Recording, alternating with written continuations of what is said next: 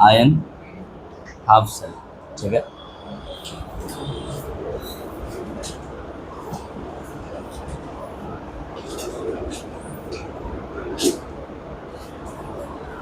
ये जो आयन रहेगा वो किसका रहेगा? गैस का ही रहेगा, जो गैस तुमने यहाँ पे ली है। तो बेहतर तरीके से क्या बोल सकते हैं? Gas, gas ion half cell. ठीक है,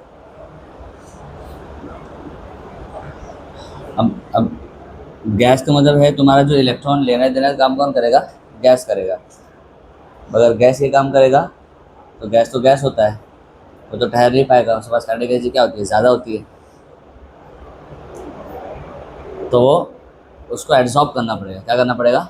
एड्जॉर्ब करना पड़ेगा। और एड्जॉर्ब कहाँ करेंगे? एक रॉड पे एड्जॉर्ब करेंगे। और वो रॉड कैसे होनी चाहिए? इनर्ट। कैसे होनी चाहिए? इनर्ट। क्योंकि अगर वो रॉड रिएक्टिव हो गई तो फिर वो गैस तो रिएक्ट करे ना करे, रॉड ही रिएक्ट कर लेगी। और हम नहीं चाहते कि रॉड रिएक्ट करे, हम चाहते हैं जो हमारी गैस है वो रिएक्ट करे। तो जो हमें रॉड लेना पड़ेगा वो कैसे लेना पड़ेगा? इनर लेना पड़ेगा। ठीक है, तो सपोज तुम्हारा रॉड है जो कि कैसा है? इनर्ट है, प्लेटिनम।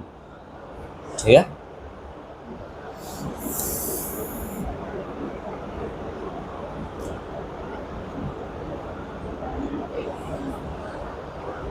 इस रॉड को हमने एक ट्यूब के अंदर डाला हुआ है।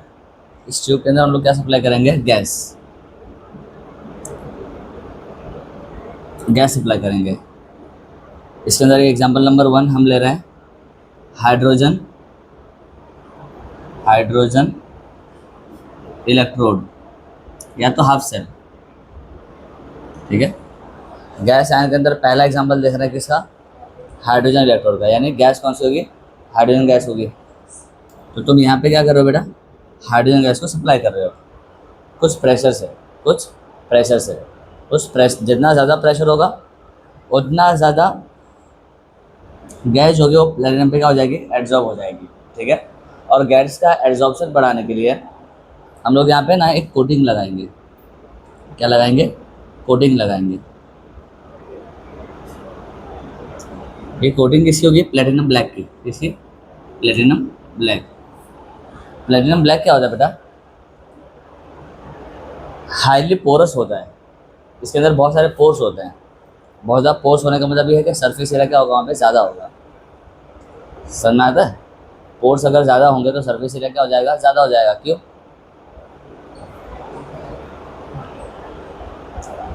छेद होने से सरफेस एरिया ज़्यादा कैसे हो जाएगा? क्योंकि अंदर के एटम भी तो एक्सपोज हो जाएंगे ना बाहर। ज़रा समझो, एक बॉक्स है जिसके अंदर बहुत सारे छेद है, उसको कट करोगे तो तुमको उसके अंदर बहुत सारी इस तरह से लाइंस दिखाई देंगी। आई बात समझ में? अब वो लाइन के होने की वजह से बात को ज़रा समझो ना, तुम सिंपल डायग्राम समझो।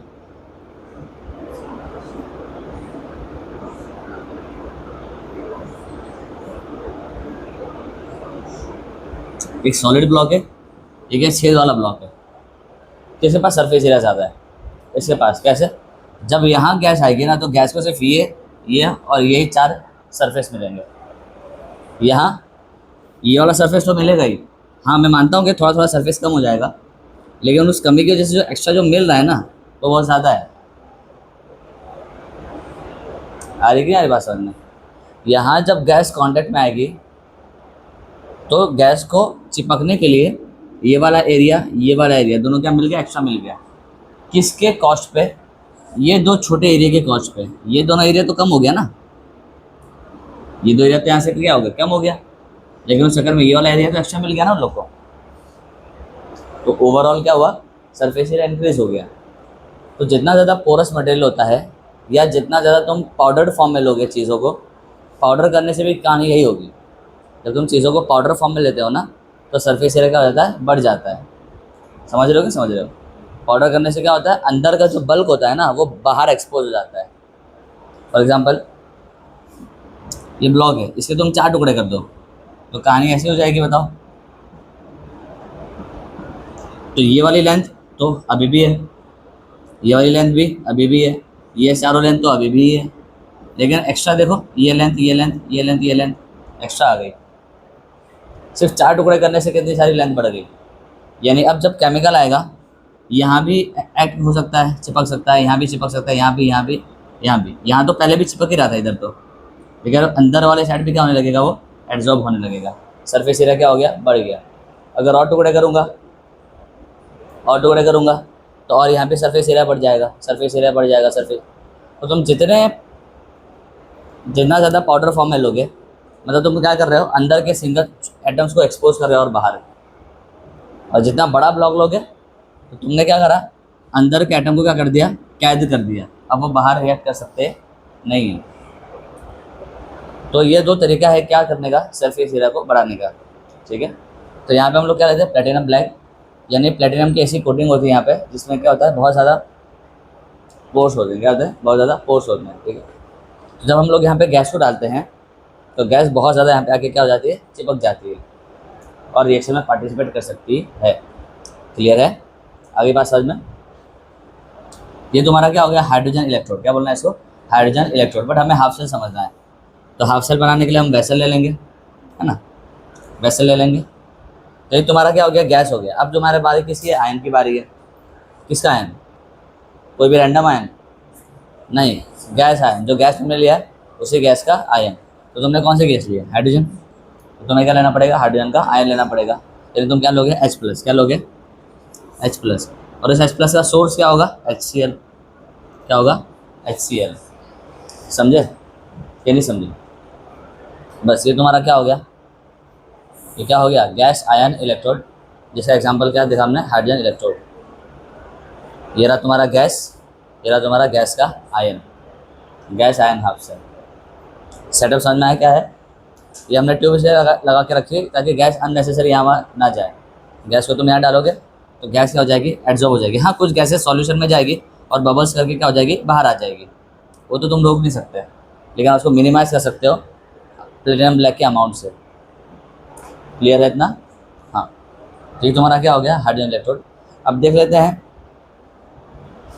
ये जब कैथोड की तरह फंक्शन करेगा और एनोड की तरह फंक्शन करेगा तो क्या रिएक्शन होगी और क्या रिप्रेजेंटेशन होगा। आवाज़ आ रही है मेरी प्रॉपर, ठीक है। नंबर 1, जब ये यहाँ पे क्या होगा, ऑक्सीडेशन, ये किसकी तरह एक्ट करेगा, ऑक्सीडेशन हाफ सेल की तरह एक्ट करेगा। यानी यहाँ पे ऑक्सीडेशन रिएक्शन हो रहा होगा, और ऑक्सीडेशन रिएक्शन का मतलब क्या होता है, रिमूवल ऑफ इलेक्ट्रॉन होता है। यानी इलेक्ट्रॉन को रिमूव करवाना है तुमको, तो इलेक्ट्रॉन रिमूव कौन करेगा। यहाँ पे कितने सारे लोग हैं बताओ तो ज़रा, प्लेटिनम है, प्लेटिनम ब्लैक है, हाइड्रोजन है और हाइड्रोजन आयन है और Cl- भी। चलो, कौन इलेक्ट्रॉन को छोड़ सकता है यहाँ पे, कौन इलेक्ट्रॉन को छोड़ेगा, हाइड्रोजन ही छोड़ेगा। H+ तो क्या ही है, वो तो प्रोटॉन ही है। Cl- तो छोड़ नहीं सकता। प्लेटिनम तो इनर्ट होता है तो भी छोड़ नहीं सकता। तो तुम्हारे पास ऑप्शन क्या बचा, H2 का। तो H2 क्या करेगा, 2H+ में क्या हो जाएगा, कन्वर्ट हो जाएगा। H2 क्या होगा, 2H+ में क्या हो जाएगा, कन्वर्ट हो जाएगा। और कितने इलेक्ट्रॉन निकालेगा अपने अंदर से, 2 इलेक्ट्रॉनों को निकालेगा। बात आई समझ में। ये तुम्हारा क्या हो गया, हाफ रिएक्शन, हाफ रिएक्शन या रिएक्शन जो भी है, रिएक्शन हो गया ये। ठीक है, अब अपने क्या देखेंगे, रिप्रेजेंटेशन। बताओ रिप्रेजेंटेशन कैसे लिखूँ, चलो तो गाइड करो मुझे। सॉल्ट ब्रिज सबसे पहले बनाना होता है, बनाओ यहाँ पे सॉल्ट ब्रिज। क्यों, ऑक्सीडेशन है ना, सॉल्ट ब्रिज से पहले रिप्रेजेंटेशन आता है, फिर सॉल्ट ब्रिज आता है। तो सॉल्ट ब्रिज में दूर बनाना है, यह तुम्हारा क्या, सॉल्ट ब्रिज। अब इस साइड तुम लिखोगे रिप्रेजेंटेशन, और सबसे शुरू में क्या होगा, सबसे एक्सट्रीम पे क्या होगा, इलेक्ट्रोड होगा। यहाँ पे मेन रिएक्शन वाला बंदा तो हाइड्रोजन है, लेकिन हाइड्रोजन को सहारा किसने दिया हुआ है, प्लेटिनम ने। तो सबसे पहले तो प्लेटिनम लिखो। प्लेटिनम का स्टेट सॉलिड होता है, सबको पता है। फिर क्या आएगा, हाइड्रोजन आएगा, गैस फॉर्म में है, और उसका कोई ना कोई प्रेशर होगा कि कंसनट्रेशन होगा, उसका प्रेशर होगा ना भाई। गैस का तो प्रेशर होता है, कुछ ना कुछ प्रेशर होगा, P1 atm 1 बार समथिंग कुछ भी। तो यहाँ पे क्या हो जाएगा, उसका प्रेशर डिनोट कर देंगे हम लोग। फिर कोई इनसॉल्युबल सॉल्ट है क्या तुम्हारे पास, इनसॉल्युबल सॉल्ट। भाई ये इनसॉल्युबल सॉल्ट मत समझ लेना, ये सॉल्ट किधर है, ये तो प्योर मेटल है। तो हमारे पास अब सीधा क्या है, आयन से, क्या है, आयन है, यानी H+, एक्वस, और उसकी मोलारिटी या मोलालिटी दिए तो वो, या कुछ भी कंसंट्रेशन टर्म दिया होगा वो। ये तुम्हारा क्या हो गया, हाफ सेल रिप्रेजेंटेशन। समझ में आ गया। और अगर ये number B reduction half cell की तरह ऐड करेगा तब रिएक्शन क्या हो जाएगी। रिडक्शन का क्या मतलब होता है, इलेक्ट्रॉन को ले लेना। तो इलेक्ट्रॉन को कौन लेगा, ऑब्वियस सी बात है H प्लस ही लेगा। तो H प्लस क्या करेगा, इलेक्ट्रॉन को लेगा। कितने इलेक्ट्रॉन को लेगा, ये कितने इलेक्ट्रॉन को लेगा। H प्लस में कितने इलेक्ट्रॉन की कमी है, एक की कमी है ना, तो दो कैसे ले लेगा। जब एक की कमी तो एक ही लेगा, तो इंसान थोड़ी है लालची, जितना का जरूरत होगा उतना ही लेगा वो। तो H प्लस क्या करेगा, एक इलेक्ट्रॉन को ले लेगा और क्या बनाएगा, हाइड्रोजन एटम बना देगा। बट तुम्हें पता है हाइड्रोजन कभी भी H के फॉर्म में नहीं निकलता है, वो किसके फॉर्म में निकलता है, H2 के फॉर्म में निकलता है। तो H2 तुम्हें बनाना है तो 2 H लेना पड़ेगा, इसलिए 2 इलेक्ट्रॉन को भी लेना पड़ जाएगा। समझ रहे हो, है ना। अब बारी किसकी है बेटा, रिप्रेजेंटेशन की। ये कैथोड हाफ सेल की तरह ऐड कर रहा है, तो सबसे पहले क्या आएगा, सॉल्ट ब्रिज आएगा। फिर उधर एक्सट्रीम पे क्या आ जाएगा, प्लेटिनम आ जाएगा सॉलिड स्टेट के अंदर। फिर क्या आ जाएगा, हाइड्रोजन गैस के फॉर्म में है और उसका कुछ ना कुछ प्रेशर होगा। फिर यहाँ पे क्या आ जाएगा, H प्लस जो एक्वस फॉर्म में है और उसका कोई ना क्या होगा, कंसंट्रेशन होगा। और ये तुम्हारा क्या हो गया, रिप्रेजेंटेशन। बताओ कोई तकलीफ है, कितना सिंपल है ना, बहुत आसान है। ठीक है, हार्ड मत समझना इसको। पॉज कर दो वीडियो को और कॉपी कर लो इसको। एग्जाम्पल में पढ़ते हैं।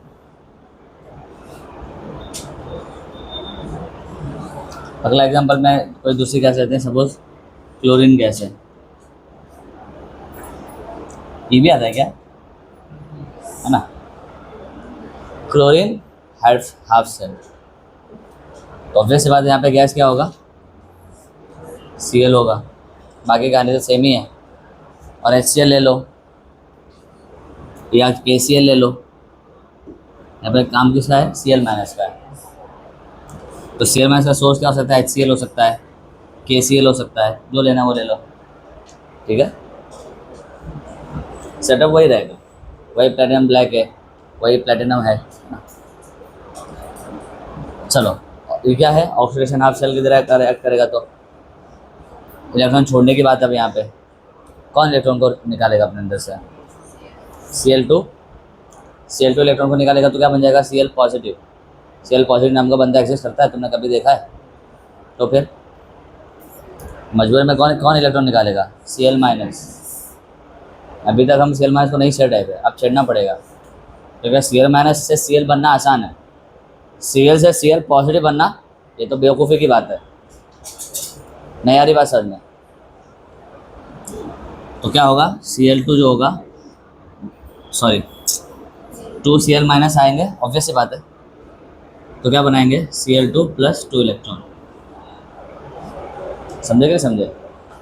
Cl माइनस क्या करेगा, अपने अपने इलेक्ट्रॉन को छोड़ेगा, न्यूट्रल Cl एटम बनेंगे, वो दोनों आपस में हाथ मिला लेंगे, Cl2 गैस बन जाएगा और 2 इलेक्ट्रॉन क्या हो जाएगा, निकल जाएगा।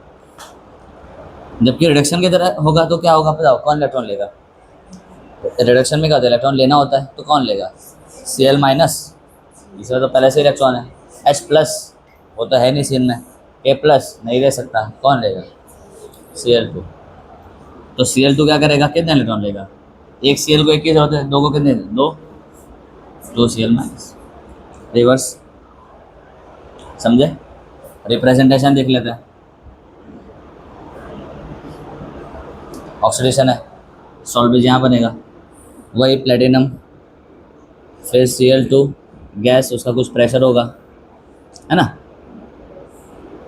और क्या होगा, Cl माइनस होगा, एक्वस, कोई ना कोई मोलारिटी होगी। तो ये कर लो खुद से, कॉपी कर लो, बंद कर दो उसको, वीडियो को पॉज कर देंगे।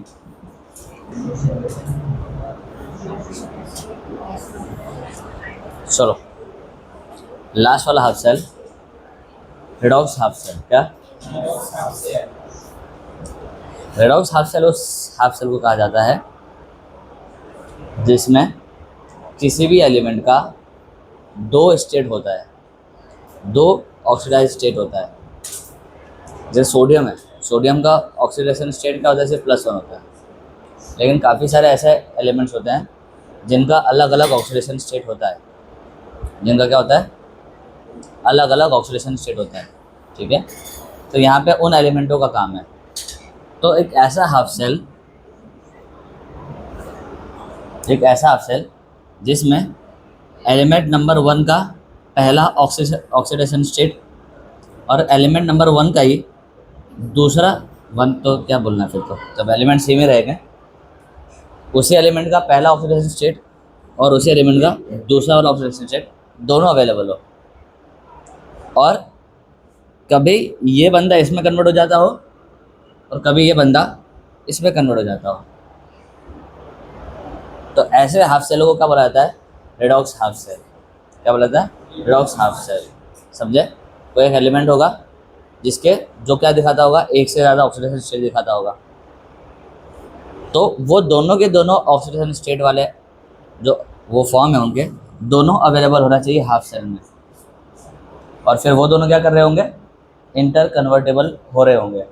कभी रिडक्शन हो रहा होगा तो यहाँ से यहाँ जाएंगे, तो ऑक्सीडेशन हो रहा होगा तो वहाँ से इधर आ जाएंगे, वैसा वर्षा जो भी है।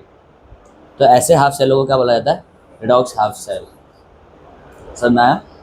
एग्जाम्पल समझते हैं। जैसे आयरन है, क्या है, आयरन है। आयरन का 2 ऑक्सीडेशन स्टेट होता है, क्या होता है, +2 और +3, +2 और +3। तो यहाँ क्या होगा, Fe+2 भी होगा एक्वस फॉर्म में,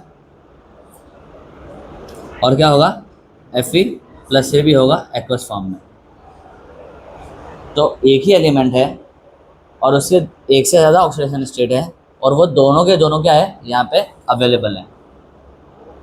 और जब रिएक्शन होगी तो या तो ये बंदा इसमें कन्वर्ट हो जाएगा या तो ये बंदा इसमें कन्वर्ट हो जाएगा। कब कैसे होगा वो देखा जाएगा, बट होगा तो ये। क्लियर है?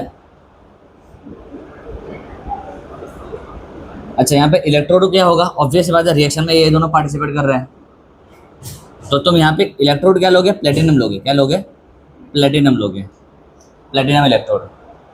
समझे कि नहीं समझे? यहाँ पे सॉलिड इलेक्ट्रोड का कोई काम नहीं है, मतलब रिएक्टिव सॉलिड इलेक्ट्रोड का कोई काम नहीं है। सारा का सारा रिएक्शन कौन संभाले हुए हैं, ये दोनों मिलके, और ये दोनों सॉलिड चीज़ बना सकते हैं नहीं है, तो इलेक्ट्रॉन का कंडक्शन के लिए हम लोग क्या ले लेंगे, प्लेटिनम इलेक्ट्रोड ले लेंगे। आ रही कि नहीं बात समझ में? अरे समझे कि नहीं समझे? तो ये तुम्हारा क्या हो गया, रेडॉक्स हाफ सेल हो गया तुम्हारा, एग्जाम्पल नंबर 1। अब सपोज ये एज ऑक्सीडेशन हाफ सेल काम कर रहा है। क्या काम कर रहा है, ऑक्सीडेशन हाफ सेल। तो ऑक्सीडेशन का क्या मतलब होता है, इलेक्ट्रॉन का रिमूवल। किसका रिमूवल, इलेक्ट्रॉन का रिमूवल। बताओ कौन इलेक्ट्रॉन को निकालेगा, दोनों में से कौन इलेक्ट्रॉन को निकालेगा, सर ये वाला बंदा। तो Fe+2 जो होगा वो क्या करेगा, Fe+3 में कन्वर्ट हो जाएगा, साथ में एक इलेक्ट्रॉन को निकाल देगा। देखा हुआ ना कन्वर्जन? ठीक है, बस हो गया, रिएक्शन खत्म। ये तुम्हारा क्या हो गया, रिएक्शन। रिप्रेजेंटेशन देख लेते हैं। क्या ऑक्सीडेशन है ना, तो यहाँ पे क्या रहेगा, सॉल्ट ब्रिज। यहाँ पे क्या रहेगा, प्लेटिनम। फिर क्या रहेगा, Fe+2 एक्वस स्टेट, और इसका कंसंट्रेशन, फिर कॉमा आएगा, क्योंकि दोनों तो सेम ही स्टेट में है ना, आई मीन फेस में है ना, दोनों का फेस क्या है, सेम ही है। इसका भी एक्वस है, उसका भी एक्वस है, फेस डिफरेंस तो है नहीं, और अगर फेस का डिफरेंस नहीं है तो सॉलिड लाइन नहीं बनाएंगे, हम क्या बनाएंगे, कॉमा बनाएंगे। रोल में देखा था अपने में। फिर यहाँ पे क्या लिखेंगे, Fe+3 एक्वस, और उसकी मोलारिटी, फिर सॉलिड ब्रिज। बोलो क्लियर हो गया? ये रहा तुम्हारा रेडॉक्स हाफ सेल। काफ़ी आसान है, समझे कि नहीं समझे? सर ऐसे लिख सकते हैं क्या,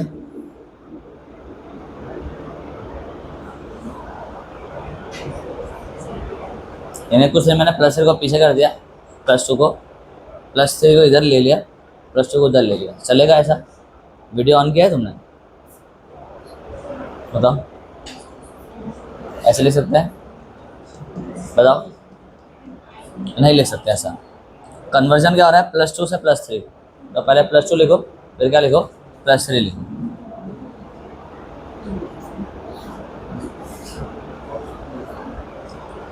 डन यहाँ तक। Number B, reduction half cell. अगर यही बंदा रिडक्शन करने लगे अचानक से, तो रिडक्शन में क्या होता है बताओ? इलेक्ट्रॉन का लेना होता है, कोई ना कोई बंदा इलेक्ट्रॉन को ले रहा होता है, तो दोनों में से कौन लेगा इलेक्ट्रॉन को? Fe+3 लेगा, जरूरत उसको ज़्यादा है, बिल्कुल उसका उल्टा हो जाएगा। Fe+3 plus electron will give Fe+2, तो रिप्रेजेंटेशन भी इसकी पूरी उल्टी हो जाएगी। समझ में आ गया? कर लोगे? कर लो, कॉपी कर लो, पॉज कर दो वीडियो को। होगा Fe+2, Fe+3 half cell. Ferric ferrous जो भी है, हाफ सेल। ठीक है, क्या नहीं समझे? ये क्या है? फेरस है। ये क्या है? फेरिक है, हाफ सेल। और अगला एग्जांपल क्या हो जाएगा तुम्हारा? CO+1 को क्या बोलते हैं? CO+1 क्या बोलते हैं? कॉपर, क्यूप्रस, कॉपरस नहीं, क्यूप्रस। और CO+2 क्या बोलते हैं? क्यूप्रिक। तो क्यूप्रस, क्यूप्रिक, हाफ सेल लिखो, और खुद से बनाओ और खुद से पूरा लिखो। चलो, नहीं